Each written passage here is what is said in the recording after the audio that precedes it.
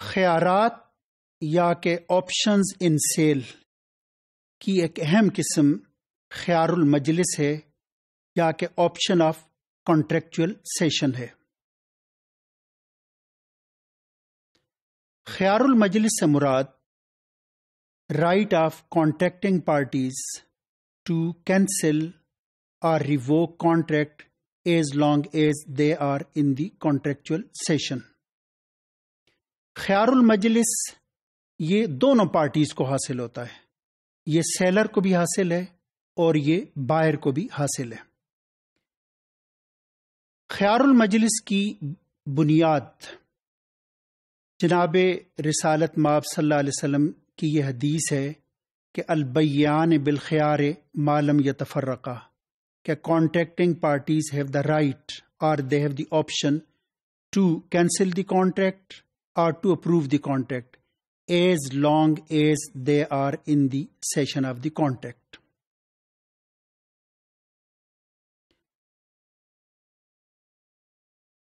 This option gives relief to the contracting parties. One of the contracting parties might have made the transaction hastily without properly pondering over the transaction.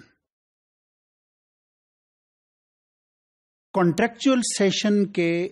اس خیار یا کہ option کے ذریعے ہم در حقیقت اس party کو relief اور remedy دے رہے ہوتے ہیں تاکہ وہ اس کانٹریکٹ پہ یا اس ٹرانزیکشن پہ وہ نظر ثانی کرے، اور اگر وہ پارٹی یہ سمجھتی ہے کہ یہ جو ٹرانزیکشن ہے یہ اس کے فائدے میں نہیں ہے یا کہ اسے نقصان ہوا ہے، تو کانٹریکچوئل سیشن کے اندر وہ پارٹی اس کانٹریکٹ کو ٹرمینیٹ یا کہ ریووک کر سکتی ہے۔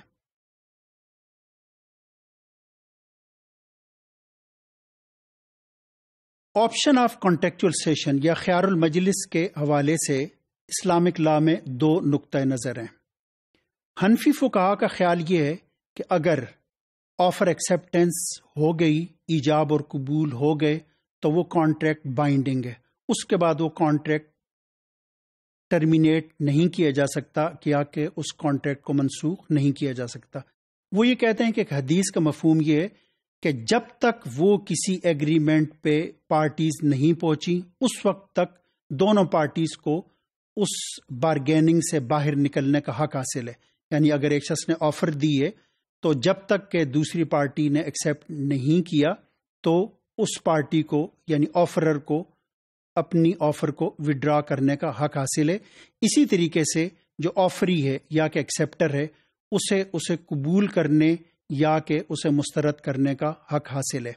یعنی وہ یہ کہتے ہیں کہ اگر ایک دفعہ آفر ایکسیپٹنس ہو گئی تو وہ کانٹریکٹ بائنڈنگ ہے، اس کے بعد اس کانٹریکٹ کو ریووک نہیں کیا جا سکتا، چاہے اس کے بعد وہ 2-3 گھنٹے مزید اس کانٹریکچوئل سیشن میں موجود رہیں۔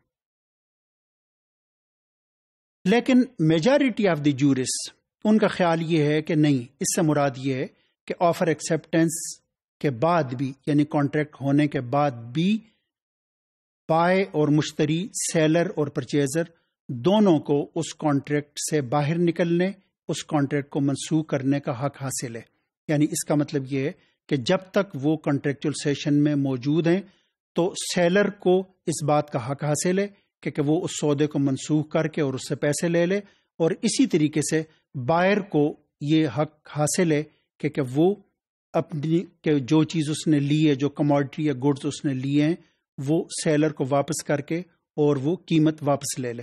یعنی اس کا مطلب یہ ہوا کہ یہاں پہ ہم جو سپریشن ہے وہ باڈیلی سپریشن ہے، یعنی مراد یہ ہے کہ جب تک کہ وہ سپریٹ نہیں ہوئے، یعنی دوسرے الفاظ میں اس کا مطلب یہ ہے